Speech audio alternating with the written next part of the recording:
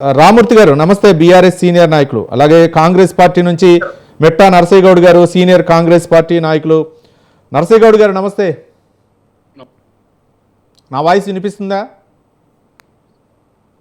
మెట్టా నరసయ్య గౌడ్ గారు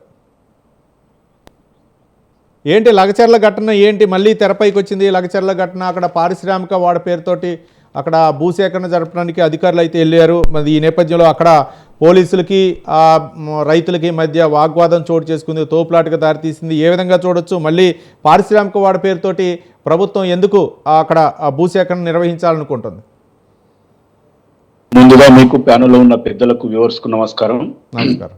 ఇప్పుడు BRS party పూర్తి స్థాయిలో తన ప్రభావాన్ని కోల్పోయింది కాబట్టి ముఖ్యమంత్రి గారి నియోజకవర్గంలో ఏదో ఒక కిరికిరి పెట్టి ప్రజలను వ్యతిరేకంగా ఉన్నారని చూపించడానికి ప్రయత్నం చేస్తున్న దాంట్లో ఇది ఒక భాగం. వాస్తవంగా ఏ నియోజకవర్గంలోనైనా మాకు పారిశ్రామిక వాడ వస్తుంది అంటే అన్ని రకాల పరిశ్రమలు వస్తున్నాయంటే చుట్టుపక్కల ఉన్నటువంటి నిరుద్యోగులకు ఉద్యోగాలు, ఉపాధి హామీలు అన్ని జరుగుతాయి కదా. ఇప్పుడు ఏదైనా కాలుష్యం ఉంటే ప్రభుత్వము దాని మీద శ్రద్ధ పెడుతుంది, దానికి సరి అయిన విధానాలు రూపొందిస్తుంది. అంతేగాని ఏం లేదు మేమియ్యము అంటే దీని వెనుకాల బీఆర్ఎస్ పార్టీ రకరకాల ప్రయత్నాలు చేస్తుంది అనేది మనకు స్పష్టమైతా ఉంది కదా. ఈరోజు అధికారులు పోతే ప్లకార్డు లెక్కని చూస్తాయండి. ఒక సాధారణ రైతు దగ్గర, మామూలు వాళ్ళ దగ్గర ఇంత పటిష్టమైన వ్యూహం ఉండదు కదా. కేవలం ఇప్పుడు మన పార్టీని అంటే కాంగ్రెస్ పార్టీని వ్యతిరేకించాలి, ముఖ్యంగా సీఎం రేవంత్ రెడ్డి గారిని వ్యతిరేకించాలి. ఇక్కడ ఆయనకు ప్రజలు వ్యతిరేకంగా ఉన్నారని నిరూపించాలి. అందుకని ఈ చిల్లర మల్లర పనులకు చేసి అక్కడ ఉన్నటువంటి నిరుద్యోగుల పొట్టగొట్టడానికి ప్రయత్నం చేస్తున్నటువంటి బీఆర్ఎస్ పార్టీ ఇవాళ స్పష్టంగా కనిపిస్తుంది కదండి. ఇవాళ ఒక ఓన్లీ ఫార్మా కంపెనీ మాత్రమే కాదు, పారిశ్రామిక కారిడార్ అంటే అన్ని రకాల పరిశ్రమలు వస్తాయనే కదా. ఇలా 1300 ఎకరాలు తీసుకుంటే మొత్తం దేశం ఏమి ఇది కాదు కదా. అని ఎందుకు చేస్తా ఉన్నారు? ఒక తండకు సర్వే కొరకు పోతే వాళ్ళ దగ్గర కూడా ప్లకార్డ్స్ ఉంటాయి. వాళ్ళని చూసి ఇంకా చుట్టుపక్కల గ్రామాల వాళ్ళు రెడీ అయ్యి వస్తారు. అంటే ఇదంతా వ్యూహంలో భాగంగా అంటే ప్రభుత్వాన్ని అప్రతిష్టపాలు చేయాలి, ముఖ్యంగా ముఖ్యమంత్రి గారిని అప్రతిష్టపాలు చేయాలి. ముఖ్యంగా వీళ్ళకు ఉద్యోగాలు ఇంతకు ముందు వాళ్ళు ఉన్నప్పుడు ఇవ్వకపోగా ఇప్పుడు ఇస్తామంటే కూడా వద్దంటా ఉన్నారు. అంటే వాళ్ళకు ఉద్యోగాలు రావద్దు, ఉపాధి అవకాశాలు రావద్దు, ఆ ప్రాంతం డెవలప్ కావద్దా? ఇంత దారుణమా? బీఆర్ఎస్ ఆలోచన విధానం మొదట్లో అట్లనే ఉన్నది, ఇప్పుడు కూడా అట్లనే ఉన్నది. కనీసం వాళ్ళు ఉద్యోగాలు ఇచ్చిన పాపన పోలేదు, వాళ్ళు ఇట్లాంటి ఫ్యాక్టరీలు ఇవన్నీ పెట్టిన పాపన పోలేదు. మేము చేస్తాం మొన్న అంటే మాకు అడ్డుపడతా ఉన్నారు. అరే పేద ప్రజల మీద ఇంత అక్కస వీళ్లకు. కానీ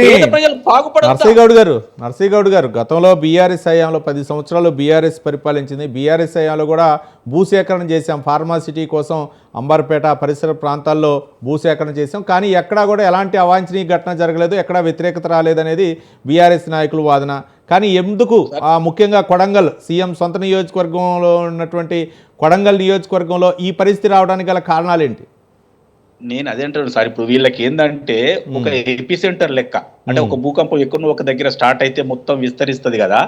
ఆ ఫార్ములాను ఫాలో అయ్యి ఈ ఎపిసెంటర్ ఇక్కడ ఉంటే బాగుంటది అన్న ఆలోచన. మేము ఇట్లా మీరేమైనా భూసేకరణ చేసినప్పుడు మంచిగా చేస్తే మేమేం అడ్డుపడలే, అనవసరంగా చేసిన కాడ అడ్డుపడ్డాం. మీరు ఏమంటున్నా మీకు ఏదైతే అభ్యంతరాలు ఉన్నాయో అవి చెప్పండి, ఏమి చెప్పకుండా మీరైతే తీసుకోవద్దు మేమైతే ఏం మాటలండి మాటలు. అంటే సాధారణ ప్రజలను దృష్టిలో పెట్టుకొని మాట్లాడాలి కదా, వాళ్ళ అభివృద్ధిని దృష్టిలో పెట్టుకొని మాట్లాడాలి కదా. మీరు ఇంతకు ముందు చేయలేదా? 1000 ఎకరాలు తీసుకున్నారు కదా. కాబట్టి నేను ఏమంటున్నా, లఘుచెర్ల కానీ లేకపోతే తండా కానీ ఇంకొకటి కానీ 4 గ్రామాల ప్రజలను ఎగేసి అక్కడ నిలబెట్టేసి మేమియ్యమని ప్లకార్డులు పెట్టుకో. నేను ఒకటే అడుగుతున్నా సార్, ఏ సాధారణ రైతుకు గాని సాధారణ వ్యక్తికి గాని ఈ వ్యూహాలు ఉండవు. అంటే ప్లకార్డులు పట్టుకోవాలి, దాని మీద రాసుకోవాలి, మనం ఎదిరించాలి, మనం అడ్డం పోవాలి, ఏందండి ఇదంతా? కాబట్టి నేను బీఆర్ఎస్ తన ప్రాభవాన్ని కోల్పోయిన తర్వాత దాన్ని నిలబెట్టుకోవడానికి చేస్తున్నటువంటి ఒక ఎక్సర్సైజ్ మాత్రమే.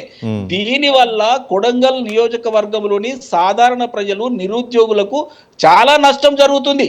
ఈ విషయమే వాళ్ళు అర్థం చేసుకోవటం లేదు. కాబట్టి నేను ఒకటే అంటున్నా, మీరు వాళ్ళ రిక్వెస్ట్ చేస్తున్న వాళ్ళకి విన్నవిస్తున్నదంటే అయ్యా మరి వాస్తవాలు తెలుసుకోండి. ఓన్లీ ఫార్మా కంపెనీ మాత్రమే కాదు, ఇండస్ట్రియల్ కారిడార్ అంటే అన్ని రకాల పరిశ్రమలు వస్తాయి, మీకు ఉద్యోగాలు దొరుకుతాయి. మీ భూమి పోతే భూమికి సంబంధించిన ధర మీకు వస్తుంది. మీరంతా కోటీశ్వర్లు అవుతారు, మీరంతా అభివృద్ధి చెందుతారు. బీఆర్ఎస్ వాళ్ళ మాటలు వింటే అదో గతిపాలు అవుతున్నారు. కాబట్టి మీరు ఆలోచన చేయండి రైతులారా, ఆ గ్రామస్తులారా అని నేను చెప్తా ఉన్నా.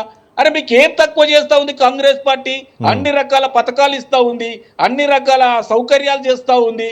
ఈ రోజు పారిశ్రామిక కారిడార్ ప్రకటించింది.